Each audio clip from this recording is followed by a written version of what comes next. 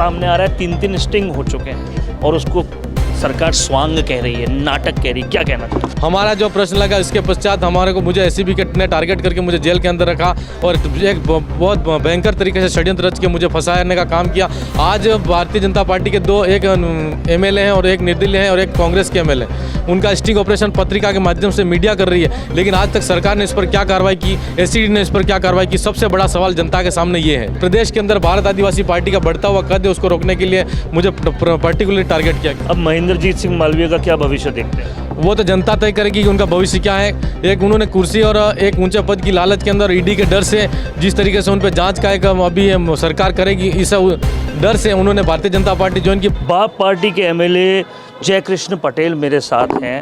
सबसे पहले आप पर बाप पार्टी को टारगेट करने के लिए या किसी तरीके से, जब आप सामने भी नहीं थे, कोई बिचौलिए को पकड़कर एसीबी की कार्रवाई की गई, लेकिन अब सामने आ रहा है 3-3 स्टिंग हो चुके हैं और उसको सरकार स्वांग कह रही है, नाटक कह रही है। क्या कहना चाहिए? सबसे पहले तो मैं आपके चैनल को खूब आभार जोहार अभिनंदन करता हूं कि आप हमारे तक पहुंचे।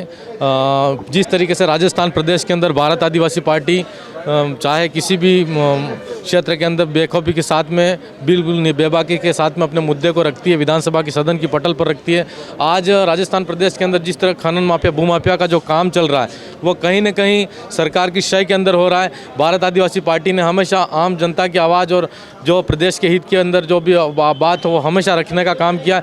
हमने जिस तरीके से वहाँ प्रदेश के अंदर विधानसभा की सदन की पटल पर हमने एक प्रश्न लगा, जिसके माध्यम से हमको पता चला कि वहाँ पर और टोडा भीम के अंदर अवैध तरीके से खनन का काम किया जा रहा है, वहाँ पर अय्यासी का अड्डा बना जा रहा है, गरीब दलितों की ज़मीन को लूटा जा रहा है। तो हमारा जो प्रश्न लगा इसके पश्चात मुझे एसीबी ने टारगेट करके मुझे जेल के अंदर रखा और एक बहुत भयंकर तरीके से षड्यंत्र रच के मुझे फंसाने का काम किया। आज भारतीय जनता पार्टी के दो, एक एमएलए हैं और एक निर्दलीय हैं और एक कांग्रेस के एमएलए, उनका स्टिंग ऑपरेशन पत्रिका के माध्यम से मीडिया कर रही है, लेकिन आज तक सरकार ने इस पर क्या कार्रवाई की, एसीडी ने इस पर क्या कार्रवाई की? सबसे बड़ा सवाल जनता के सामने ये है। जो कैमरे पे दिखा उस पर कार्रवाई नहीं और जो था ही नहीं उस पर कार्रवाई हो गई। जिस के अंदर मेरा कोई रोल ही नहीं है, मेरा कोई है ही नहीं, और वो जिन लोगों के खिलाफ में कैमरा के माध्यम से, मीडिया के माध्यम से एविडेंस से पूरा मीडिया ने दिया है, लेकिन उसके खिलाफ में कोई कार्रवाई नहीं हुई। कहीं ना कहीं प्रदेश के अंदर भारत आदिवासी पार्टी का बढ़ता हुआ कद है, उसको रोकने के लिए मुझे पर्टिकुलरली टारगेट किया गया। और आपको टारगेट इसलिए भी किया गया क्योंकि आप 84 से जीते थे और महेंद्रजीत सिंह मालवीय वहीं के? नहीं, मैं बागीधरा विधानसभा क्षेत्र से आया हूँ और जिस विधानसभा सीट से आज तक 40 साल तक एक ही व्यक्ति का शासन रहा। और मैं कहना चाहूँगा, जिस तरीके से एक नशाखोर नशे के बिना नहीं रह सकता, ठीक उसी तरह विधानसभा की जनता ने मुझे जिताया तो वो नशेमंद व्यक्ति थे, जिनको कुर्सी का नशा था, वो कुर्सी के नशे के बिना नहीं रह सकते थे। अब महेंद्रजीत सिंह मालवीय का क्या भविष्य देखते हैं? वो तो जनता तय करेगी कि उनका भविष्य क्या है। एक उन्होंने कुर्सी और एक ऊंचे पद की लालच के अंदर ईडी के डर से जिस तरीके से उन पर जांच का एक अभी सरकार करेगी, इस डर से उन्होंने भारतीय जनता पार्टी ज्वाइन की। भारतीय जनता पार्टी के अंदर रहने के बाद में 22 महीने के बाद में फिर से उन्होंने, उनकी पत्नी है वो जिला प्रमुख पद से विमुक्त हो गए।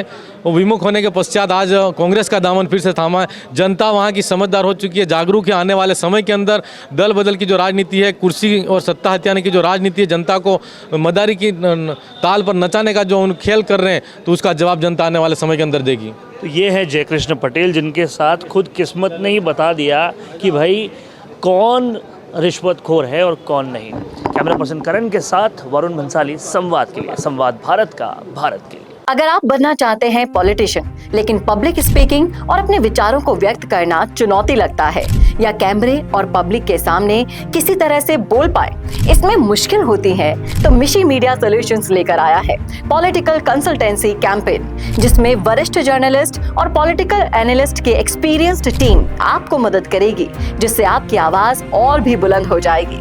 इसमें हम आपके गोल को पूरी तरह से टारगेट करेंगे कि किस तरह से आपको पार्टी पहचाने, आपको उस क्षेत्र के लिए चुने, कैसे सर्वेज में आपका नाम आए, कैसे लोगों के बीच में आपका माहौल बने। ना सिर्फ कंसल्टेंसी हम आपको देंगे, बल्कि आपको सारे रास्ते दिखाएंगे और बताएंगे भी, जिससे आप भारत की राजनीति में अच्छे पॉलिटिशियन बनके समाज का सुधार कर सके। तो अभी कॉन्टैक्ट कीजिए स्क्रीन पर दिए गए नंबर पर।